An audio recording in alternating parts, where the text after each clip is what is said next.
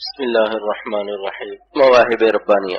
حفاظت نظر کا حکم غیرت جمال خداوندی کا تقاضا ہے۔ ارشاد فرمائے کہ ہمارے ایک دوست شیروانی صاحب مرحوم تھے، انہوں نے بتایا کہ میں نے اپنی بیوی سے کہا کہ تم سے اولاد نہیں ہوتی، مجھے اجازت دے دو کہ میں ایک شادی اور کر لوں، تو بیوی نے کہا کہ ایک شرط ہے کہ دوسری بیوی مجھ سے زیادہ حسین نہ ہو۔ یہ کیا ہے؟ غیرت حسن ہے۔ ایک دنیاوی فانی حسن کو یہ پسند نہیں کہ میرا عاشق میرے علاوہ کسی اور سے زیادہ دل لگائے۔ تو نظر کی حفاظت کے حکم میں غیرت جمال خداوندی متقاضی ہے کہ میرے ساتھ مشغول رہو، کہاں ادھر ادھر دیکھتے ہو، میرے ہوتے ہوئے غیروں پر نظر کرتے ہو، جن اعمال کو ہم نے حرام کیا ان کو کر کے تم ہمارے بننا چاہتے ہو، ہماری نافرمانی و ناقدری کر کے تم ہمارے نہیں ہو سکتے۔ نور تقوی پیدا کرنے والے دو تار۔ ارشاد فرمائے کہ آج کل ایک اشکال یہ ہوتا ہے کہ حسن پر عشق کی نظر بازیاں جب اتنی مضر ہیں کہ بندہ اللہ تک نہیں پہنچ سکتا، تو کیوں اللہ نے حسن پیدا کیا اور کیوں ہمارے اندر عشق کے تقاضے رکھے؟ اس کا جواب یہ ہے کہ آج کل روشنی دو تاروں سے ہوتی ہے، منفی اور مثبت، مائنس اور پلس۔ تو حسن میں کشش رکھی گئی اور عشق میں بھی کشش رکھی گئی، تاکہ جب حسن کی کشش عاشقوں کو اپنی طرف مائل کرے اور یہ بھی چاہیں کہ حسن پر نظر ڈالیں لیکن اللہ کے خوف سے نہ دیکھے، تو حسن کی طرف سے کش ہوا اور تقوی نے اس کو مکش کر دیا، تو اس کش و کش سے منفی و مثبت کے دو تار لگ گئے، جس سے نور معرفت و محبت اور کمال تقوی کی ایک بجلی پیدا ہوتی ہے اور ایمان اولیاء صدیقین عطا ہوتا ہے۔ حسن کے کش کا مثبت تار اور تقوی کے مکش کا منفی تار، ان دو تاروں سے صدیقین کا نور ایمان نصیب ہوتا ہے، اور جو یہ صبر نہیں کرتے وہ اولیاء صدیقین میں شامل نہیں ہو سکتے۔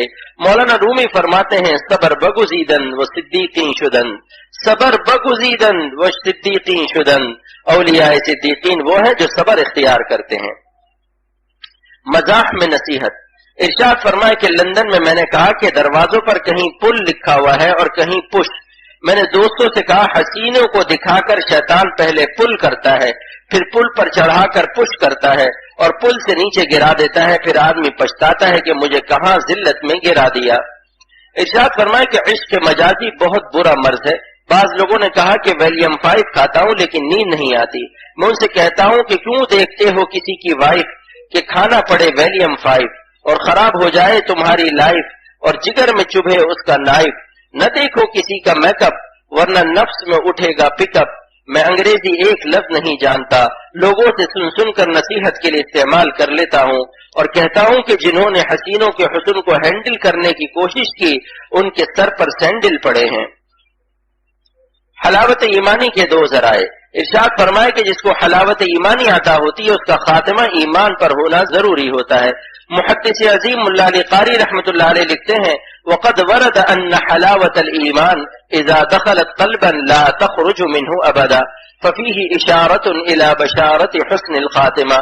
وارد ہے کہ جس دل کو حلاوت ایمانی عطا ہوتی ہے پھر کبھی واپس نہیں لی جاتی، اور اس میں حسن خاتمہ کی بشارت ہے، کیونکہ جب دل میں ایمان ہوگا تو اس کا خاتمہ ایمان ہی پر ہوگا۔ حلاوت ایمانی کے دو ذرائع بہت مستحکم ہیں، ایک تو نظر بچانے سے، دوسرے اللہ والوں کی محبت سے۔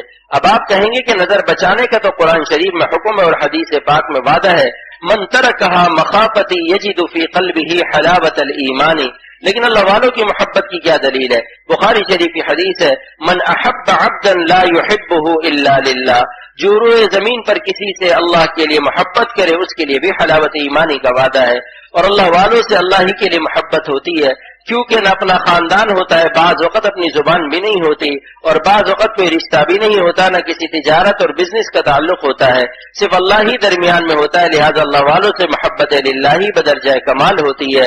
اس لیے اہل اللہ کی محبت پر بھی حلاوت ایمانی کا وعدہ ہے جس پر حسن خاتمہ موعود ہے۔ دل کی غذا۔ ارشاد فرمائے کہ زبان کی غذا عمدہ ذائقہ، کان کی غذا عمدہ آواز، آنکھوں کی غذا حسین مناظر اور دل کی غذا محبت ہے۔ اگر غذا ناقص ہوگی تو صحت خراب ہو جائے گی۔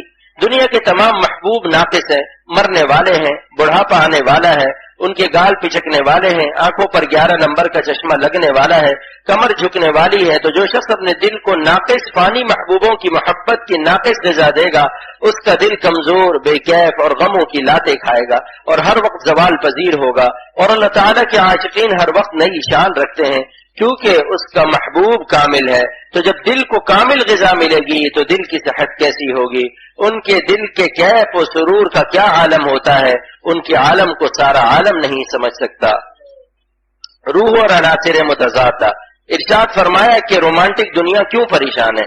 اطباء کہتے ہیں کہ انسان عناصر متضادہ اربعہ کا مجموعہ ہے، یعنی مٹی، آگ، پانی اور ہوا.